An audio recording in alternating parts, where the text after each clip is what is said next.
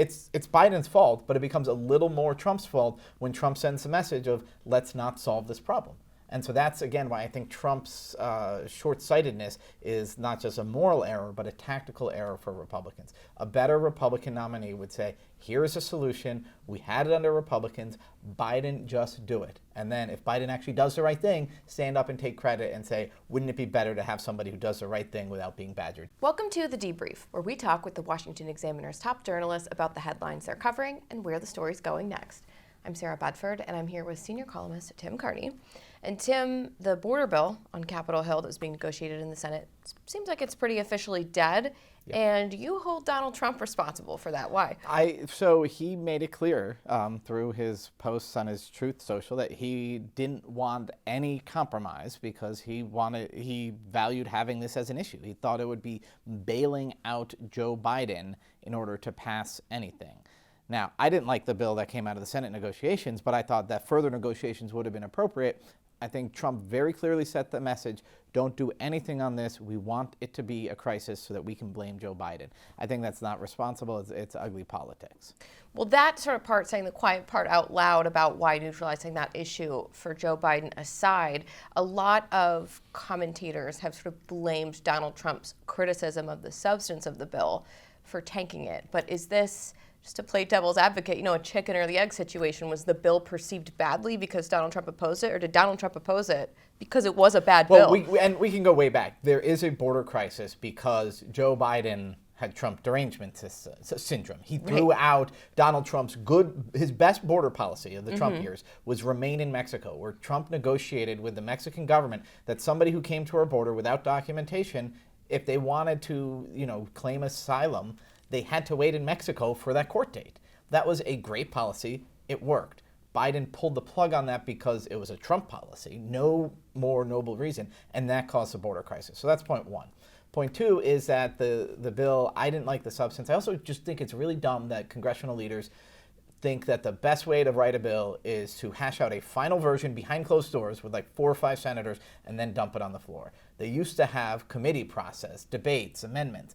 That would have made a better bill, and it would have made even the people who didn't get their way, feel they liked it better. And finally, yes, you read our editorials, we argue that this bill was not, in fact, a border security bill, in part because a real border security bill would reinstitute remain in Mexico. The problem is people showing up without documentation and hanging out here. It's a very long answer to say, I think both. The whole Trump era, Democrats do a bad thing and Trump does a bad thing. That's my main analysis of this whole thing.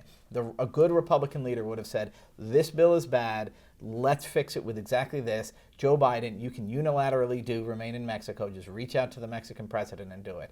And would push for actual reform and then claim credit. I think Trump would rather just have somebody to attack. Was it a strategic mistake then for Republicans to embark on this exercise at all when realistically negotiations with Democrats and an open borders president was never going to produce something that really substantively or meaningfully affected the border crisis? Would it have been better not to embark on this journey? I think the closed door negotiation is exactly, your criticism strikes that exactly, because you are going to come out with something that's friendly, likable, that Schumer likes, is not going to be a good bill. You hash this out and you have a debate in committee where you have conservatives saying the way to stop this is to not do catch and release at all. And then Democrats have to explain why that's an orderly way to do it.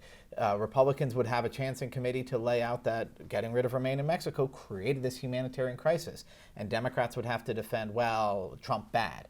So I think doing this bill is not a bad idea. Doing it behind closed doors, Republicans will always get snookered by Chuck Schumer. That's the story of the last 20 years on Capitol Hill, and they fell for it again. How can Biden possibly credibly make the argument that the border from this point forward is Donald Trump's fault? Because that seems to be the argument he laid out this week. Well, it's Biden's fault, but it becomes a little more Trump's fault when Trump sends a message of let's not solve this problem. And so that's, again, why I think Trump's short-sightedness is not just a moral error, but a tactical error for Republicans. A better Republican nominee would say, here's a solution. We had it under Republicans. Biden, just do it. And then if Biden actually does the right thing, stand up and take credit and say, wouldn't it be better to have somebody who does the right thing without being badgered to do it? Without years of a crisis beforehand, right? Well, Tim, thank you so much for being here today. You can get more writing from Tim and the rest of the commentary team at washingtonexaminer.com.